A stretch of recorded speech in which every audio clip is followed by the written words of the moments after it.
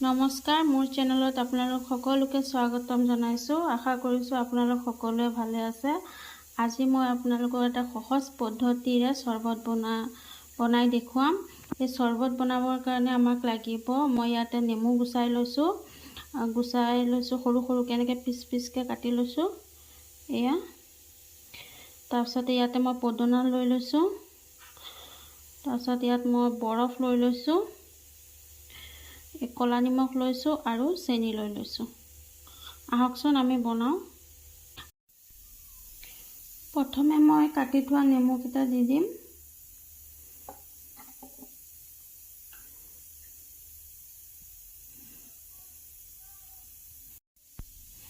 তাৰপিছত পদুনাখিনি দি দিম।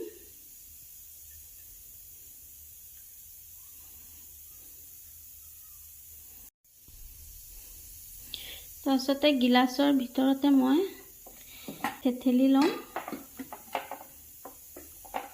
যাতে পদুনা গোন্ধটো পূৰা আহি যায় চৰ্বতটোত। আপোনালোকে এনেকৈ কৰিব পাৰে, মোৰ নিচিনাকৈ। মই এনেকৈয়ে কৰোঁ।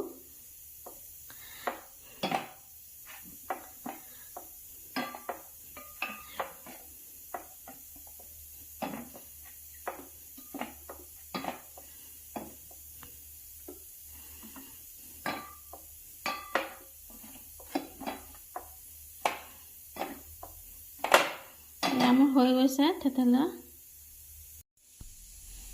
এতিয়া মই চেনিখিনি দি দিম।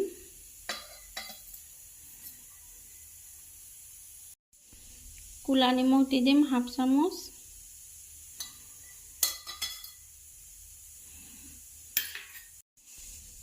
এতিয়া মই পানী দিম।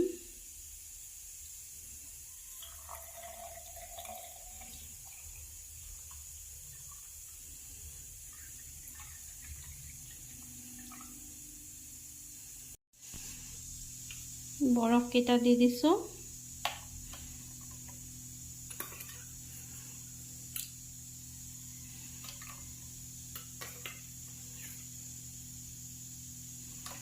সকলোখিনি মিক্স কৰি দিম।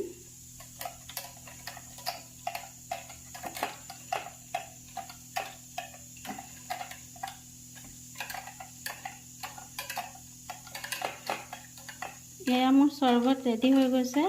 গৰমত খাই বহুত ভাল লাগে, আপোনালোকে খাই চাবচোন।